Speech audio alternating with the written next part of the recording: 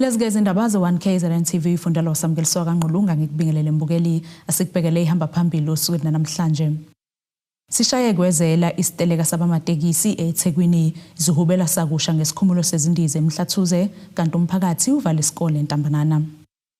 Kuphazamiseke abagibeli namuhla bengenazi izithuthi zomphakathi zokuya emsebenzini nakwezinye izindawo eThekwini. Lokhu kulandela isiteleka sabemboni abamatekisi esiqale eClermont nakwaDabeka sagcina sesingenelela kuyidolobha lonke bekhala ngomasipala obopha imoto zabo. Besenzima isimo namuhla kosomabhizinisi abadayisa esitaladini zeTheku ngenxa yesiteleka sabamatekisi esiqale eClermont nakwaDabeka sagcina sisabalala iTheku lonke. Usikhumeza kakhulu ngabe kwamatekisi akudayiseki imali ayikho eThekwini. Sindaba yesiteleka samatekisi sikhumeze kakhulu. Siphathe kabuhlungu kakhulu. Nzima osengokudla nokudla sikuthole emakhishini bantu abekho. Diphela basidayisa amalini mama. Njokuphela inyanga nje kanje siyawenza senzo 4000 5000 phela njokuphela ngakomatekisi nje asikeyi imali siyenzayo njengamanje. Ongusihlalo womkhandlu wamatekisi komasipala iTheku uchaza kabanzi ngezinto abangeneme ngazo abathi zenziwa umasipala kanye nohulumeni. Izolo sibe nethuba lokukhuluma nabaka Department of Transport nomasipala weTheku sakwazi ukuthula ikhalazo ethinta isimo samarenki, ungahlanzeki kwamarenki, ungcola kwama-toilet uqobo, ungabi nagesi masehwalele renki, nesimo sobugebengu esigcina sihlukumeza ama-passenger no driver bethu. Kodwa okukhulu-ke ukuboshwa kwey'moto. Sizamile kakhulu ukuqondisa uhlelo lwey'mpepho mvume akulungi, uhulumeni usayihlela kodwa eminyango besilokho esinengcindezi yokuboshwa amaphoyisa.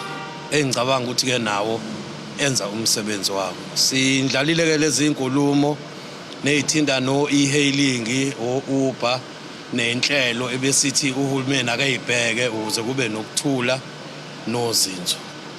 Asikwazanga ukuqeda kwanesibopho ukuthi namhlanje ake sizama ukuthola uMEC wezokuthutha ubaba uDuma. Emhlanganweni esibe nayo ngizothi mina out of 10 izinto eziyisithupha sikwazile ukuthi sithole ukuthi uhulumeni cha uyancika ngakuthini.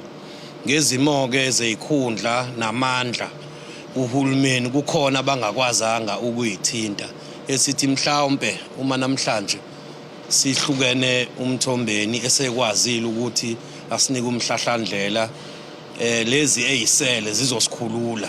Mangithi ukusikhulula sonke nathi sikubusiness siyafisa ukusebenza nomphakathi fanele uye emsebenzini kuyiwe ezikoleni so akekho sithanda isiteleka, akekho sijabulela isiteleka, asisakho indawo kodwa inkinga lezi ezikhona eziphoqa ukuthi kungathi sisafer thina kulomsebenzi uma singavukile sayosebenza. Umkhize uphinde wakhuluma kabanzi nalabo abasebenzisa izimoto lezi ezisebenza ngobuchwepheshe uthi abaneme ngendlela esesithatha ngabo abagibeli. Kahle hle hayi ukuthi asijabulile ngezimoto ze-e-hailing. Sinenkinga lokuthi uhlela lukho oluchaza nge-e-hailing ukuthi la ishaphi ama-permit bawathola kanjani. So asinalo ilungelo lokuthi sithi asijabulile ngamabhasi noma asijabulile ngezitimela kodwa ukuthi yonke into fanele ihleleke njengoba nohulumeni wasihlela nathi wathi asibe nama-operating license, asibe nama-rank stand, asibe nemizila, asibe nento eyichazayo operation yethu ukuze singanyatheli amanye ama-operation. Esitatimendeni esikhishwe umasipala iTheku bawuqinisekisile umhlangano obekhona phakathi kwabo nabemboni kanye nomnyango wezokuthutha esifundazweni KwaZulu-Natal bathi bazizwile isikhalo kodwa ezinye basazozicubungula. Kuteboho Sibisi wezindaba ze-1KZN TV kuThanet 261 ngiseThekwini. Umeya kamasipala uMhlathuze uXolani Ngwezi uthi ke seziqalile izinhlelo zokwakhiwa kwesikhungo sezindiza okulindeleke kuba sifukule umnotho kulesi sifunda.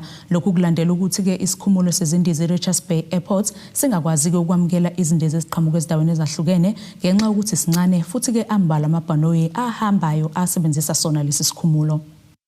Umeya kamasipala uMhlathuze uXolani Ngwezi uthi ukwakhiwa kwesikhumulo sezindiza kuzokwenza umkhulu umehluko emnothweni wesifundazwe njengoba befuna nempahla ethuthwe ngezindiza uma yiswa kwezinye izifundazwe kanye namazwe. Lesikhumulo sezindiza esizokwakhelwa kudeda ngendlala wendawo esempangeni sizothuthwa eMadlazeni eRichards Bay. Indawo la sizokwakha khona i-airport le esithe izobe inkulu kangangoba ngo 400 hectares.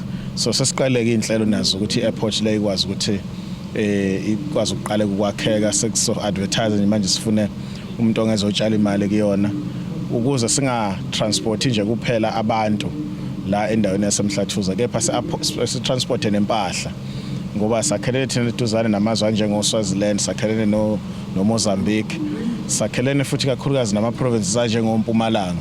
So uma ulapha impahla ungakwazi ukuyithumela ngaphandle kwezwe futhi uyilethe nangaphakathi kwezwe laseNingizimu Afrika. So sithokoza kakhulu nje bonke abantu abanemali emhlathuza bavumele ukuthi bazotshala la i-IDZ sivele inehlelo lokutshalwa kwemali elinganisela ku250 billion. Oseqala lokunye kuyenzeka onyanza Light Charles Bonini sebeqale kuyakhiwa. Umeya ube sehlaba ikhwelo kubatshazi imali abangafisa ukulekelela ekwakhiweni kwalesikhumulo sezindiza. Futhi Ovelma okuyinkampani eyenza i-cooking oil iyasebenza already lapha eLokhuzani e-IDZ and many other programs akhona lapha. So ilokho ke sithi asiku-showcase njengomkhandlu wasemhlathuza ukuthi si-capable of ini. So ke wonke omunye umuntu onemali ezweni kazi lase-Afrika asifisa ukuthi kuze kufika abantu bakwamanye ama-continents bezo-investa la bekhona base-Afrika banga-investa nabo ngoba indawo e-rich kakhulu ikakhulukazi nangezokuvakasha. Ezindabeni izi-1KZN TV kubika uSiphamandla Gumede ngise-Richards Bay. Kuphazamiseke ukufunda nokufundisa esikoleni samabanga aphansi iMaqwabe Primary School eNtambanana ngaseMpangeni enyakatho neLikamthaniya. Lokhu kulandela kumbhikisho umphakathi nabazali bezingane wokungenami ngokuxoshwa kukathisha odabuka endaweni obevolontiya ukufundisa izibalo nokuthe uma kuvuleka isikhala wamiswa uthisha omkhulu waqasha omunye uthisha. Abazali kanye nomphakathi bathi ayinabo ubulungisi indlela uthisha enhloko lesikole enze ngayo yokuxosha uthisha bese volunteer iminyaka ngaphezulu kwemithathu bese eqashwa omunye uma sekuvuleka isikhala kulesi sikole. Lo mbhikisho walabazali uzungwelele usuku lesibili lapho ke bevaleke khona amasango kulesi sikole nokholele kutheni kuphazamiseka ukufunda nokufundisa. Abazali aseneme ngento eyenzeke eMaqwabe kunothisha la oqualified ovolunteer la iminyaka emithathu. Kuthe mase kuphuma iposti okay uthisha omkhulu wasethi makame ngesikhathi emile okay wahlala ekhaya. Kuthe isikhashakashana asasesenza ukuthi uthisha omkhulu kukhona uthisha asemqashile ozongena esikhaleni salo osevolunteer for 3 years.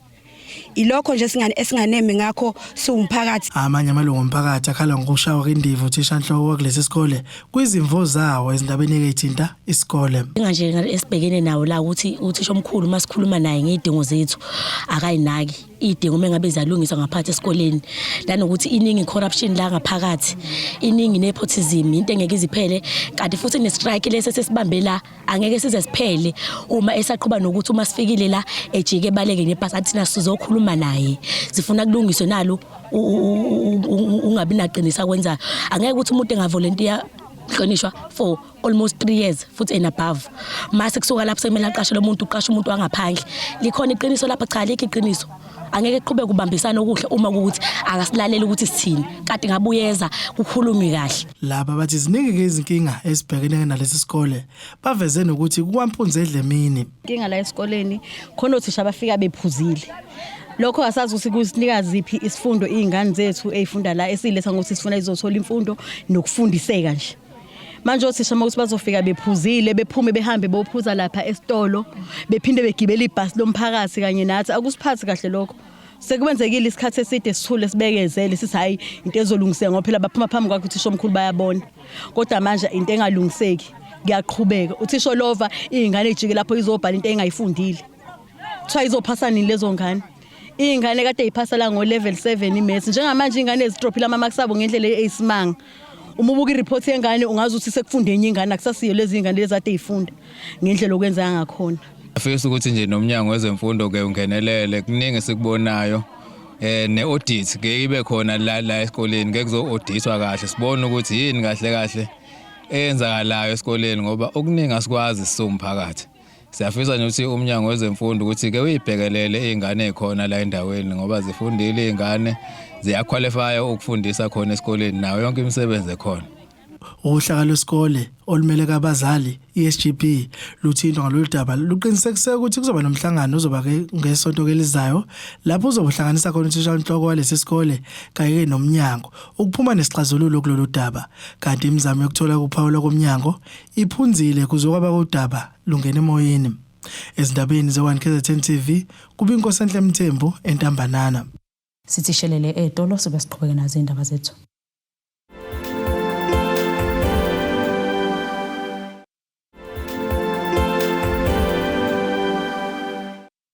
Asikwamukele mbukelo bukela indaba ze1 KZN TV nazi ihlokwana kuyizona ehamba phambili osukwini namhlanje.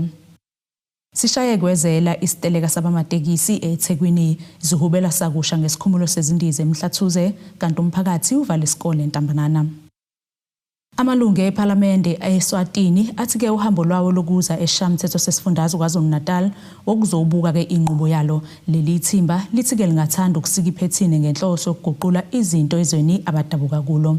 Awafikile agalelekile amaswati kwelikaMthaniya kube bovu iShamthetho sesifundazwe KwaZulu-Natal namuhla njengoba amalunga eShamthetho okanye iParliament laseSwatini ekuleshamthetho sesifundazwe ukuzoqhathanisa izinqubo sitowenda ibenchmarking le benchmarking lesitoyenda kubuka ukuthi sto comparish kokuthi emaParliament ngoba noma ingaba iprovincial legislature the conduct and the principle is the same ne-national so ke silapha ke thina sitobuka sitowenda ibenchmarking kubuka ukuthi basebenza njani KwaZulu-Natal ngoba nathi kuzokuthi sitokwati from time to time siyalungisa ema-standing orders ethu sikwati kusebenza njengalamanye emaParliament eCommonwealth.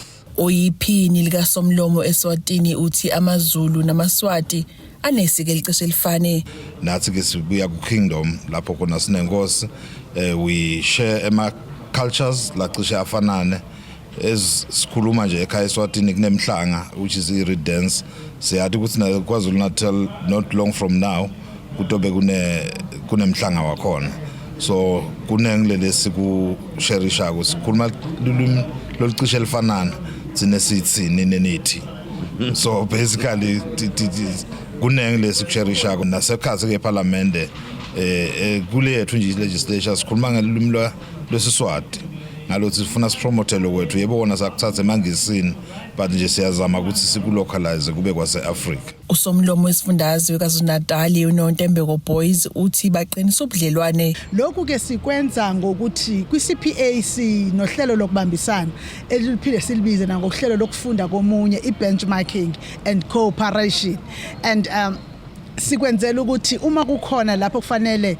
ulungise khona ngokuyandelana siqonda kona ukuthi nangona imandate zingangafana ngoba thina seyiprovince but bona iSenate neParliament. Leli thimba lithi okuhlabe umxhwele okuvakashela iliba lika John Langalibale Dube Ohlange itolo sambesa ya Ohlange Institute sajabula kakhulu kubona lapho khona babe Dr. Langalibale Dube umcambi weANC wahlala khona waphinza waphumulela khona basinika ke nama lectures kusitshengisa ukuthi ku first democratic election ye South Africa nga1994 utata Nelson Mandela wavota la waqedza nasaqedza ukuvota waya emalahlweni lapho kuphumule khona ubaba Langalibale Dube kuyombikela ukuthi mengameli iSouth Africa say free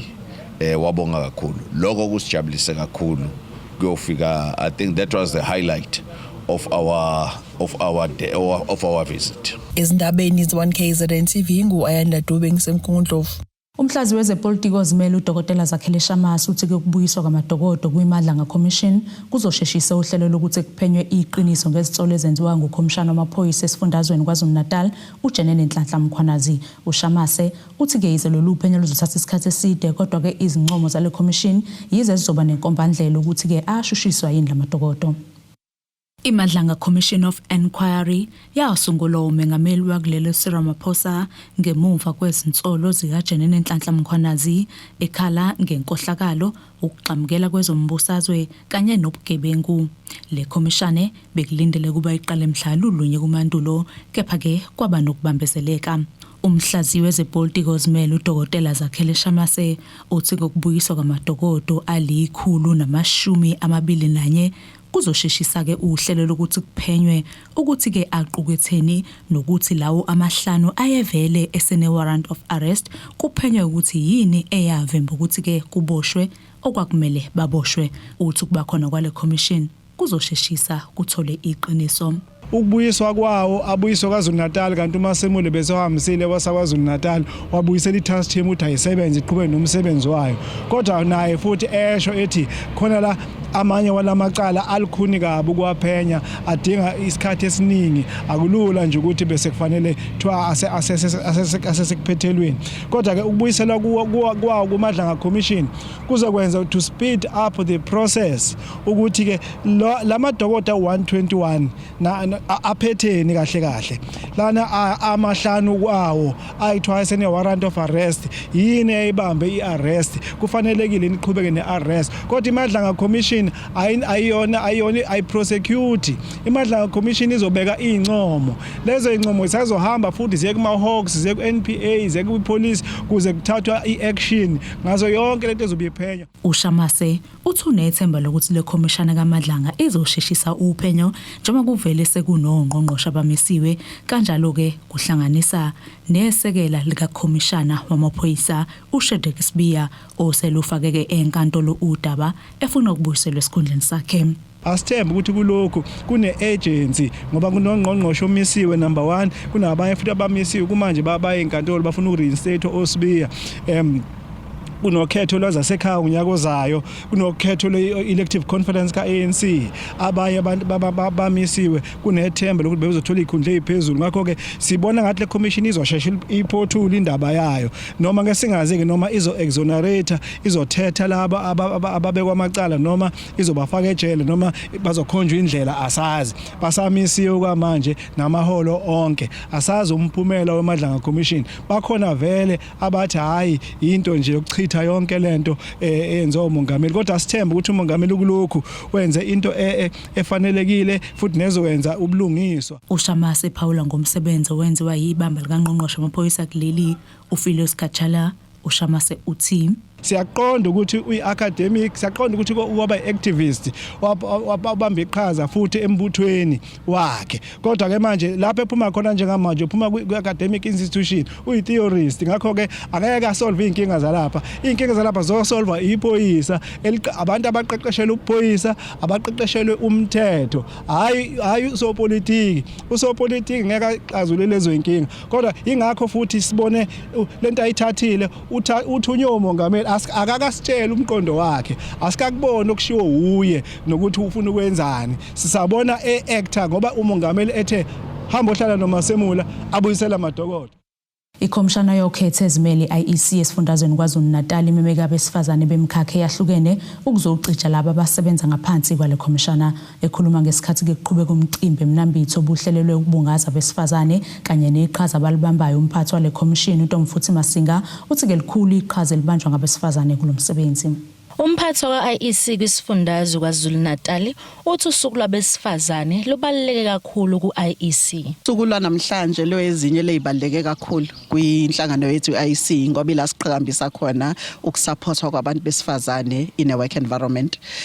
Si-identify abantu besifazane abaqhamuka kwimkhakha eyahlukahlukene abazokhuluma ngokuthi benza kanjani ukuthi kwenzeke abantu besifazane ngoba siyayazi society esiqhamuka kuyona i-society believe ukuthi ikhundla ezabantu besilisa.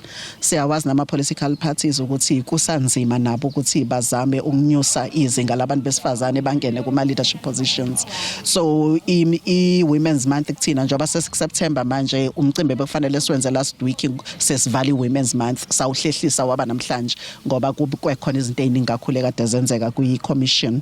CS identify ama holiday athinta ama human rights in our South African calendar, whether Youth Day, noma Women's Month, noma Heritage Month, noma Freedom Day. Bese ileyo naleyo district yaka IEC njoba e11 ithola one of those events. Uqhubeka ngokuthi uIEC uqhasha kakhulu abesifazane njengoba bebeyingxenye yabasala ngaphandle. Indaba yabantu besifazane IEC indaba esithatha serious kakhulu. I'm sure mhlawumbe nani yenibone kuma statistics even ku electoral staff esebenza kwa IEC 73% of people esiba employayo abantu besifazane because we believe ukuthi bayingxenye yabantu bebesele ngaphandle kakhulu. Sibahlanganisa nabantu abanama disabilities nabantu abamnyama in general. So whilst umthetho wase South Africa us encourage through Employment Equity Act ukuthi asizame ukunika ithuba abantu bebesele ngaphandle, thina AIC siya believe akuyona kakhulu because the mandate yethu is to promote a constitutional democracy in the country, and part of that is taking care of abantu bebeshiwe ngaphandle before. Ubese gcizelela ukubaleka ukuba abantu besifazane bekwazi ukuzimela. And we've invited abantu besifazane abakuma leadership positions in different sectors imkhakha yahlukahlukene ukuthi sizobuka ukuthi beside ukuthi sisemkhakheni yahlukahlukene, but what does it mean ukuba umuntu wesifazane yini okwenze wena wakwazi ukusurvive onga choshisa ngaba abantu abesifazana abanye. Uzobona ukuthi khona nabantu besifazana abasebancane esibalethile la, sifuna ukuthi babone ukuthi whilst kubukeka kusabeka ukuba lapha because of ama pressures nama challenges akhona, but kuyenzeka if une support network that you have, and leyo support network yakho ayiqhamuki la usebenza khona kuphela, you learn from other people nabo abasemsebenzini la beku leadership khona. We learn from each other, so we are not only ukuthi zoqhakambisa laba bakhona ukuthi ichisane bona bodwa, but we are identifying abantu besifazane abaseza ukuthi ningasaba ukuapplyela lama position kuyenzeka, and nazi indlela ongenza ngayo ukuthi kwazi ukwenzeka. Kubi kuthobeka dladla ezindabeni ze1 KZN TV ngisemnambithi. Siphinde futhi iseyitolo sobe siqhubeke nazo indaba zethu.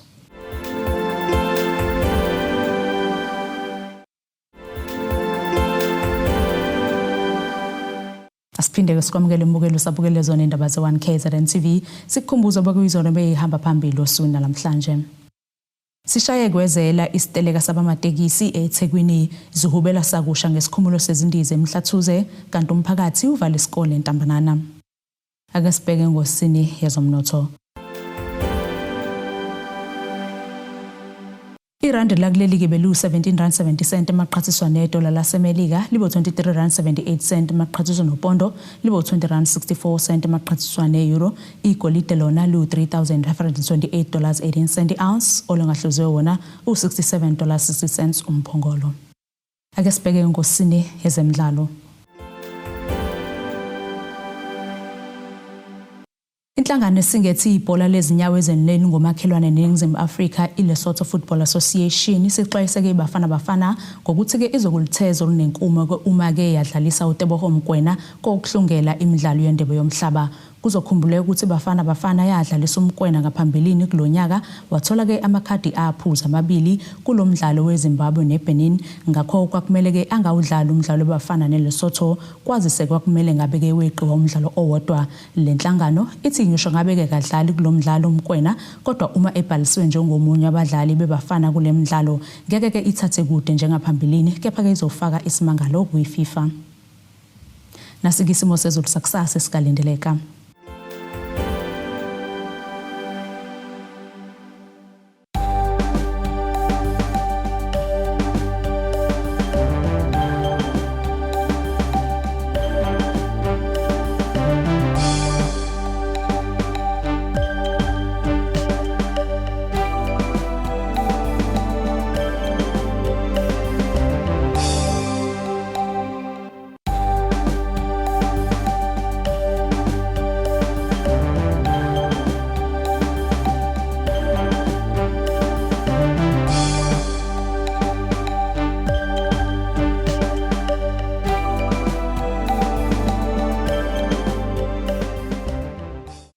Bukelize akuqe bese kuphatha lezo nosuku namhlanje. Mina nawe ke sohlangana kusasa futhi ngasisikhathi esifanayo. Sale kahle. Abethuli bethu bezindaba baxhaswe iTulis Bayview Bridal. Ungabashayela kulezi zinombolo ezivelile